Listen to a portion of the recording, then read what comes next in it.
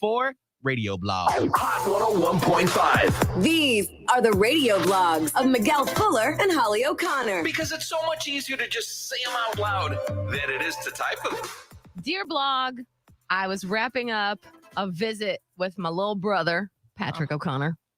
He came down, and I realize now that I look back at like the calendar and photos that we have, it has been a solid 2 years since he has come down to see us. Wow. I know. And usually, I mean, we do definitely try to get up there, but and he'll try to come down here. He doesn't fly though, so it's a whole thing where he got to drive.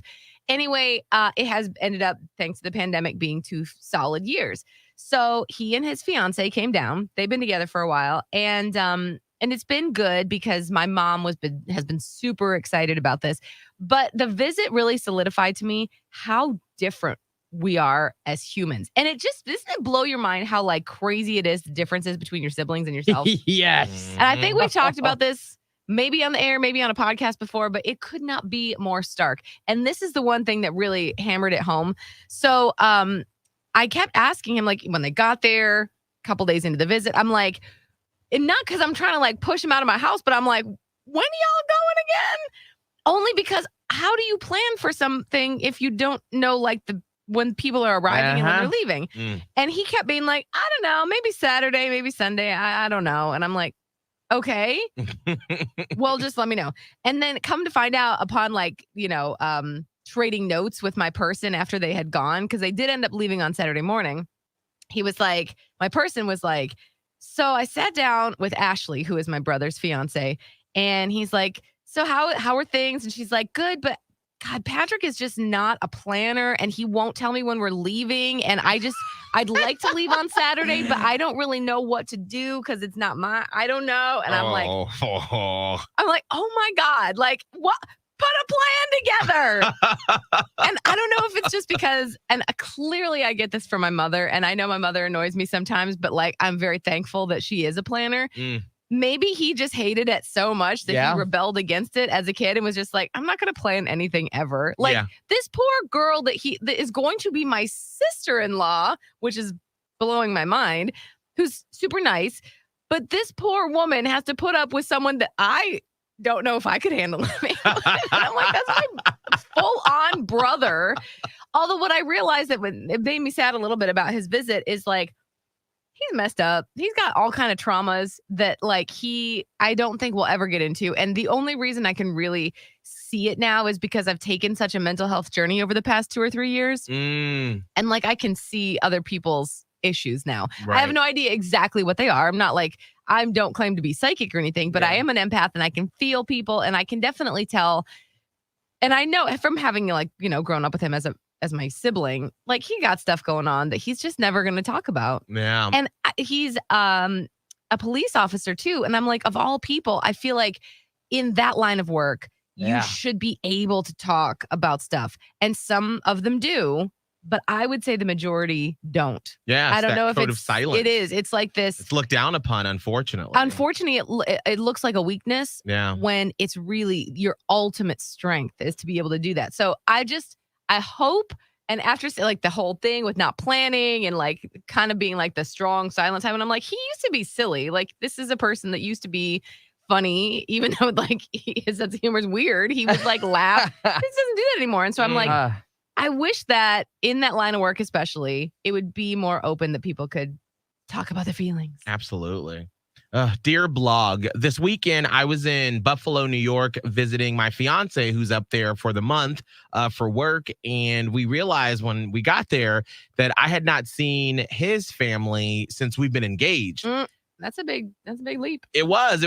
So we did this sort of like mini tiny engagement gathering with like his sort of aunts and uncles, the older ones. Oh. So it was like an impromptu thing that they put together because it was only last minute that I decided I was going up there because we had to look for a weekend.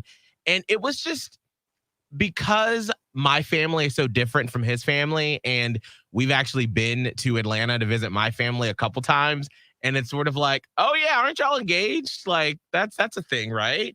And then his family's like, oh my God, you're going to be in our family and you're one of us. We're just so excited. And it took me a second. Like, there was one point where I had to go to the bathroom and just sort of be like, wow, like that's a lot of love that I'm just not used to getting from my family.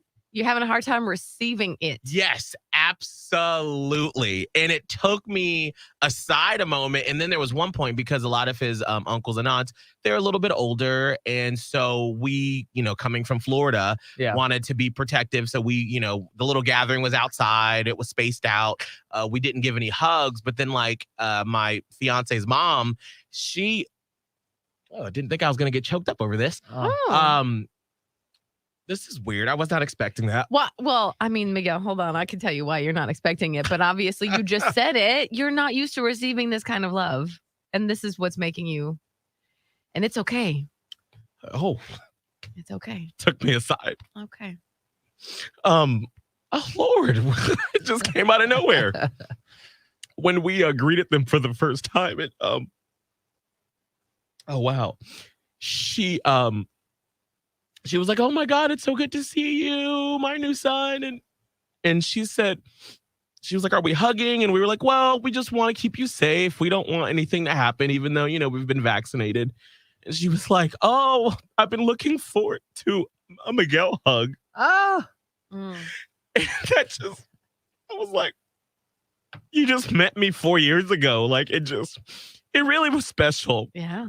Because I don't feel that from my family ever. So it was just a really cool moment. So I'm so glad I took the time to go up there. And sorry for crying. I get me emotional over here. I know. Same. Did you at least break some protocol and hug this woman? I did. Once. All right, Jesus. We did. Once we had our final little dinner last night before I left and flew back down. She was like, I'm going to risk it. Yeah. So I had my mask on. We turned our heads aside and we embraced for a little bit. So we did get to finally hug. So good. It was a fun trip. I'm so glad that I took the time to go up there. Me too. Oh, all right. You need that and you deserve it and you're worthy. Thank you very much. Thank you.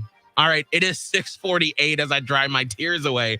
Holly, what is hot and trending in Tampa Bay? We got to talk about the MTV Video Music Awards that went down last night.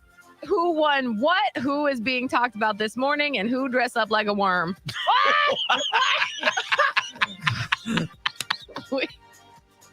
It's coming at you at 7. I can't wait to hear about that. I need the happiness, the laughs right now. Yep. Right before that, though, we've got to do our photo dumps from the weekend, and we will do that next on Hot 101.5.